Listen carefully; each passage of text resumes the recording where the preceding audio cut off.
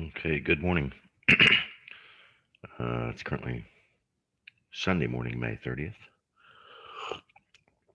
but this will be for the week 5 that starts May 31st. Topic is data visualization. Um, so we'll talk about fundamentals a little bit, and I'll show you Power BI. I'm not an expert user by any means, but Microsoft Power BI is one of the, um, I guess, industry leading data visualization tools, business intelligence dashboard creator. So certainly not the only solution, but I'll show you that. And then the week 5 assignment is just a discussion board this week, so no big deal. Um, okay, so data visualization. Why do we visualize data? Um, Primarily because of the way the human mind perceives things. Um, and you can see things in data way before you um,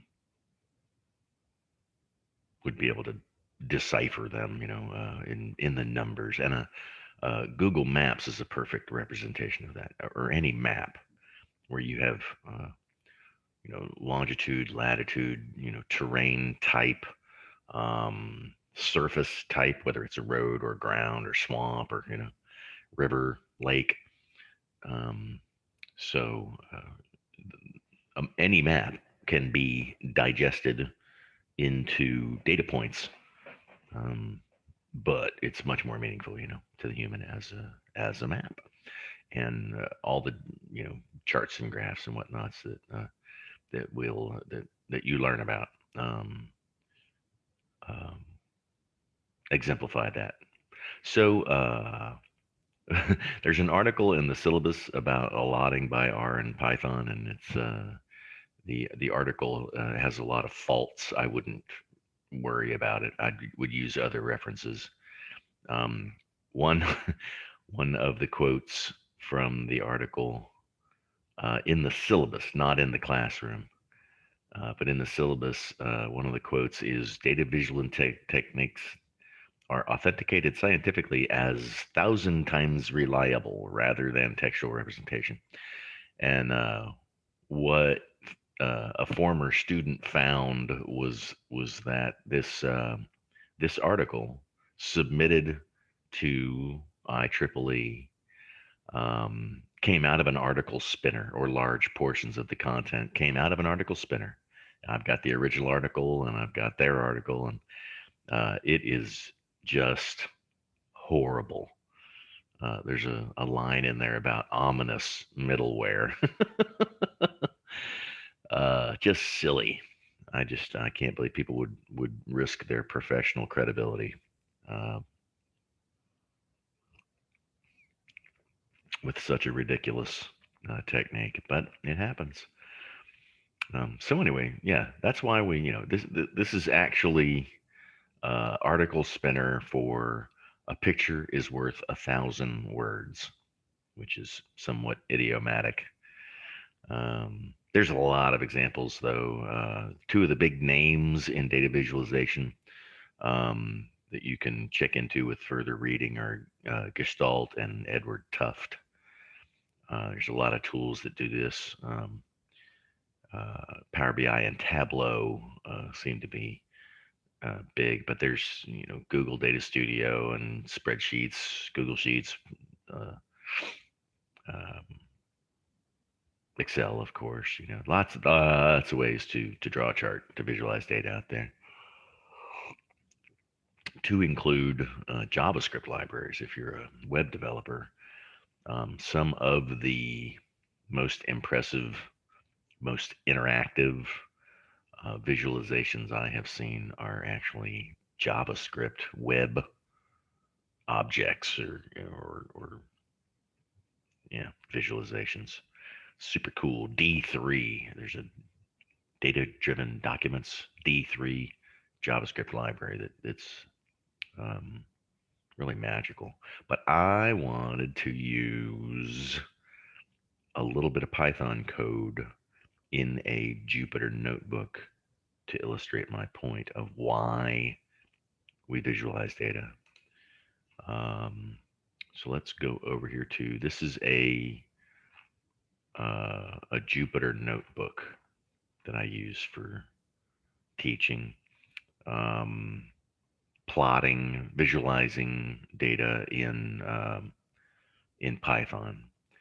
Um, and I'm not going to go through the whole lesson. There's an introduction to Python and an introduction to R and an introduction to data storytelling. In addition to this video, this lecture, so you've got actually 4 videos of content this week, if you care. So anyway, yeah, there's a famous data set out there if you've taken statistics or looked into this at all. Developed sometime in the 70s, I think, to show that different sets of numbers can have the same statistics but be wildly different. Um, and it's used to kind of highlight that sort of thing. So anyway, this notebook just uses a library called Seaborn, pulls in the Anscombe data set is part of that Seaborn library, pulls it in kind of a pivot table format here where we've got data set. There's 4 data sets, 11 measurements in each data set. And the numbers, check out, I mean, it just looks like numbers. It's really hard to make any particular instantaneous rhyme or reason, although you do see a lot of eights here in this data set 4. That sort of jumps out at you. But other than that, it's kind of just looks like numbers, right? So this highlights why we plot. Although, however, just because you can create a plot doesn't mean you should do a plot. Here's um, we'll pull one of those Anscombe data sets, data set 1, and just do an XY plot with connected lines, and it's just doesn't really tell us much, does it? So just because data can be plotted doesn't mean it's really going to tell you anything. So we do a little bit more, do a typical scatter plot now without the connected lines, and maybe we're starting to see something that looks like correlation. Then here's some more code that it brings in the other 4 data sets into separate data frames, and run this describe method just does descriptive statistics. So for those data sets, look at this. We got the same number of objects, the same number of observations. They all have a mean of 9.0 and 7.5 over here. See that? All the means are the same. All the standard deviations are the same. The same um, same min on most of them. Dataset 4 sticks out. The descriptive statistics stick out here a little bit. But do notice it's got the same mean for X and Y as everything else, even though you can tell here the data starting to look kind of funny. So anyway, those are the 4 descriptive statistics of the 4 Anscombe data sets. And then we run a uh, a plot a plot set, and we see data set 1 looks like we ran it before. You know, it looks like a kind of a typical scatter plot. But then data set 2 we can see is it's got this crazy, I don't know what that is, a reverse logarithmic line of fit, and then data set 3, even though it's got the same descriptive statistics as 1 and 2, it highlights the effect of this outlier has on what is an otherwise perfect linear relationship within the data points. And then yeah, data set 4, just a bunch of eights stuck in there. So anyway, that Anscombe data set is used frequently to show why visualizing data adds more meaning. But we all know that. We all know a graph's the only way to actually consume large amounts of data. Okay, so we'll go back to the PowerPoint. Uh, yeah, interactive visualizations, like I was saying, that D3 JavaScript library. But there's just too much to even go into here, really. This week's discussion is talking about Python versus R. You're also welcome to compare and contrast those languages to a WYSIWYG COTS product. But here's here's the results from 2016 elections in this country. So 5 years ago, the red uh, counties in the country voted for Donald Trump. The blue counties voted for Hillary Clinton. And you see all of this red. And is that an accurate depiction? Does did it looks like I don't know, it looks like 90% of the country voted for Trump. Is that accurate? Well, it's by geographic region, and you only need 51% to get your county to go one color or the other. But what it doesn't account for is a meaningful statistic, which is population or per capita voting or whatever. Um, so it can be misleading. Also, if you look at this, these are the blue are almost all of the major metropolitan areas in the country where the population is most dense. So you've got Dallas, Fort Worth, Miami, the Atlanta metro area, um, Seattle, Tacoma, Pacific Northwest. So all of your major all of your major DC, Baltimore, your major metropolitan areas were blue, and they have a lot more people. But you will see statistics that only 8 counties truly affect the election. But when most people live in those 8 counties and you're voting by people, that's what happens, right? So anyway, I just a word of caution that there are lots of things you can do to create a misleading graph. Um, um, that's a whole nother lesson. You can mess with scale, cherry pick the data. In a time series, you can present not enough data and make things look, dour or rosy based on your selection of the data. Um, so yeah, another cool one that you use a lot of times in software design is you put an external device that looks at the human eye and measures what is eye catching, what which um, makes you as a web designer want to um, put your eye catching content where where the human's going to see it. Your most desirable stuff, your headlines, or maybe it's your revenue generating content. Yeah. So yeah, heat maps, and there are other kinds of heat maps. It's a way to get a little more data, another dimension of the data onto the screen. Network maps are interesting. These are um, air routes. The size of the bubble is the number of flights. The line is the direct connection. The colors are just like time zones, more or less, or hemispheres.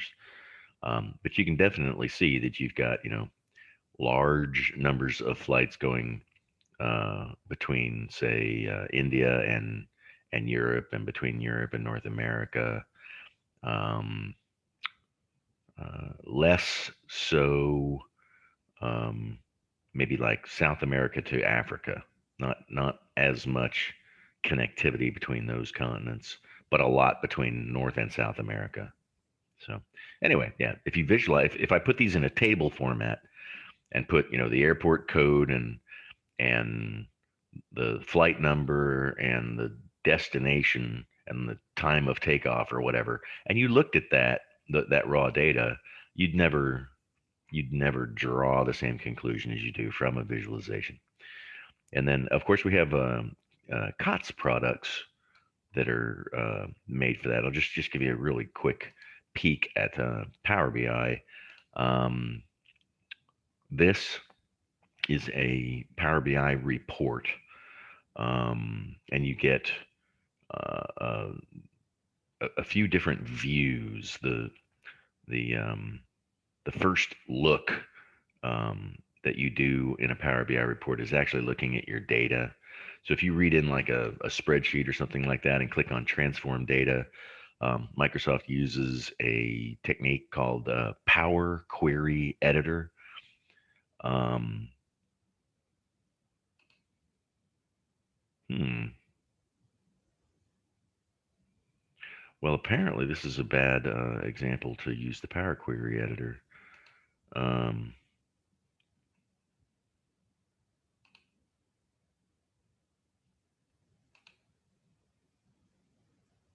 this is an active connection to a database, not a spreadsheet. So when I went to transform data, um, yeah, it's not going to work. But anyway, um, this is a database connection, but I believe, um, uh, yeah, I could show you better in a spreadsheet.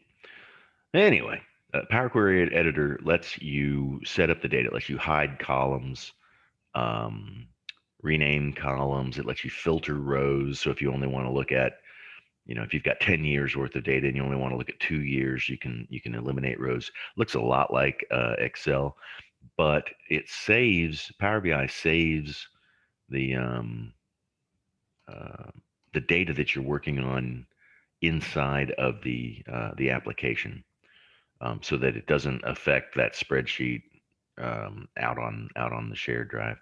But you got your data model. Once you decide what columns and rows you want in your data and what you want to name your tables and whatnot, it comes out into what looks like a traditional relational database management system, entity relationship diagram. So within Power BI, you can start to see um, that you have relationships amongst your tables and how you might be able to do sort of like subqueries where it makes sense. And if you double click on the relationship line, it gives you some sample data and the nature of the cardinality, one to many, many to one. And here's your sample data from each of the tables that are related.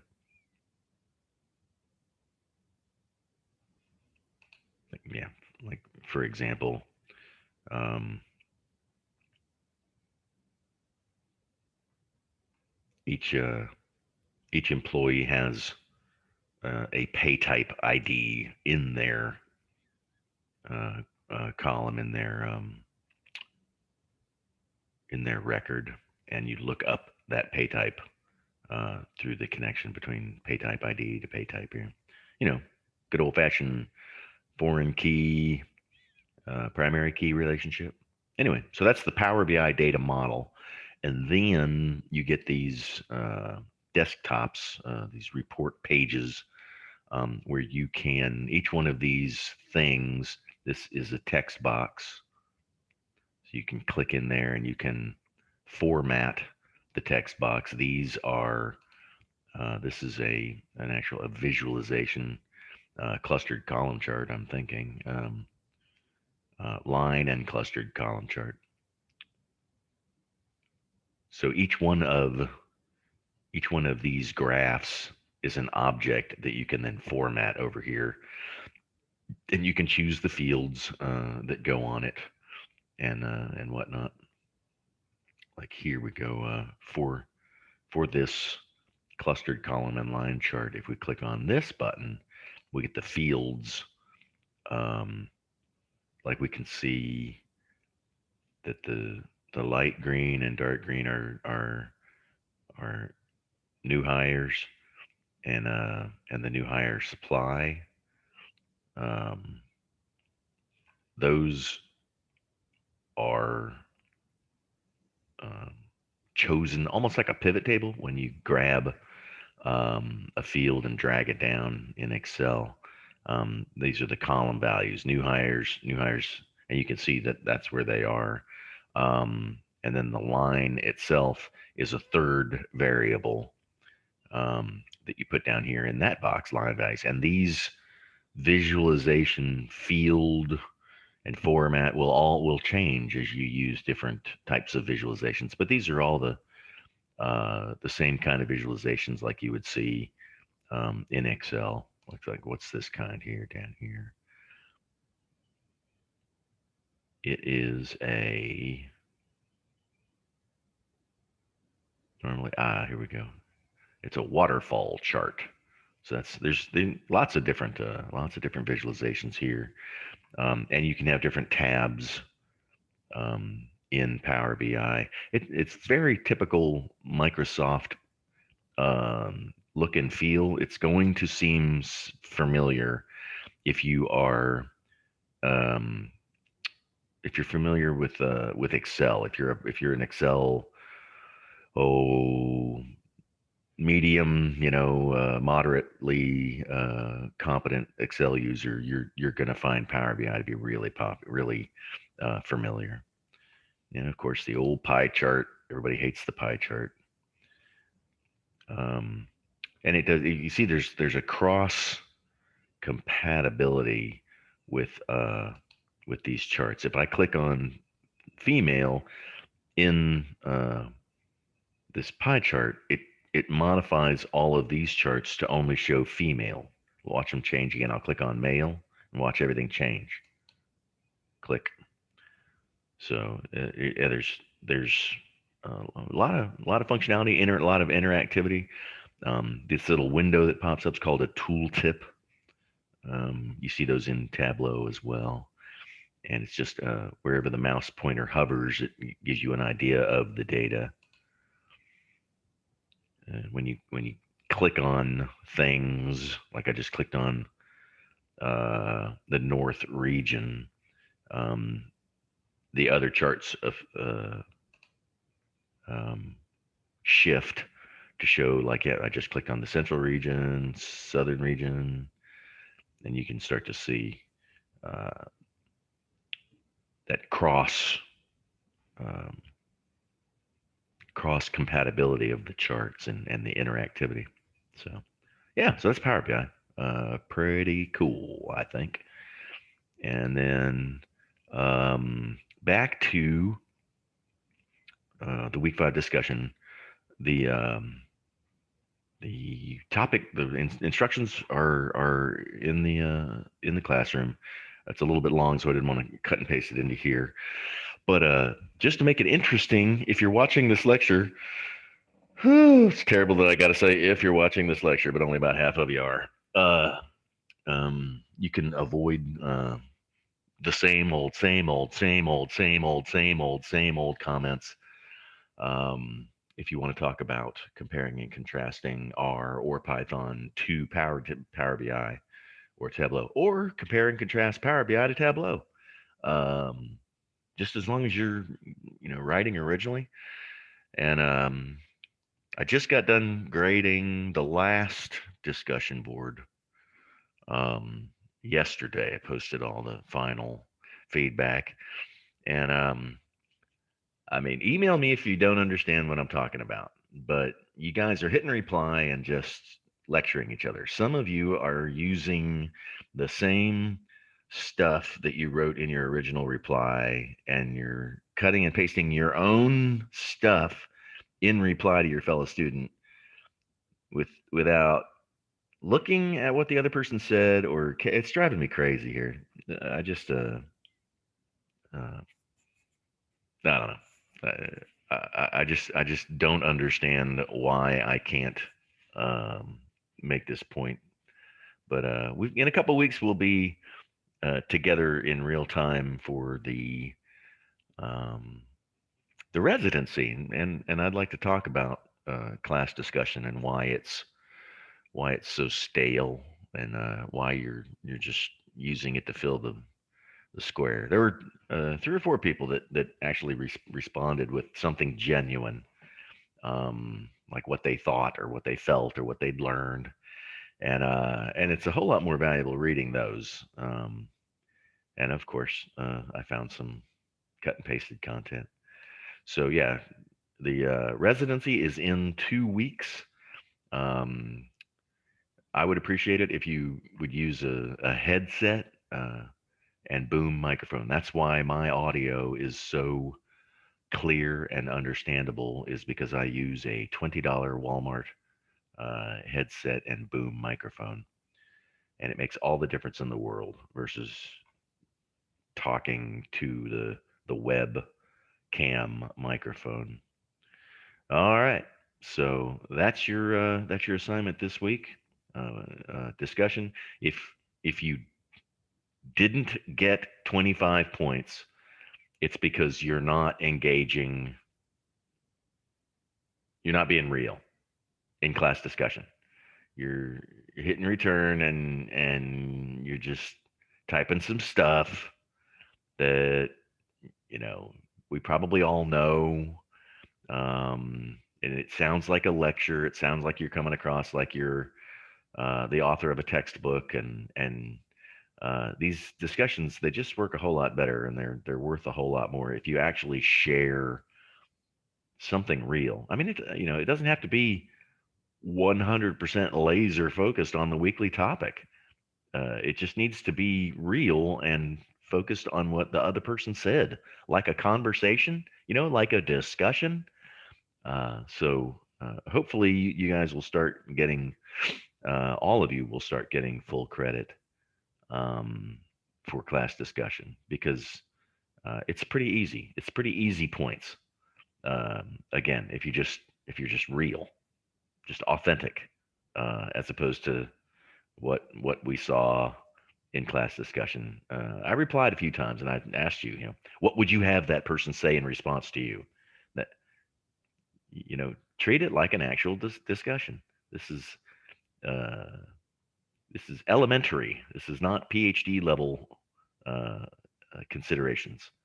So please step up your discussion. If you don't understand, if you want to talk it over, email me. Let me know, and we can go over it. Um, Otherwise, I'll see you in class discussion this week.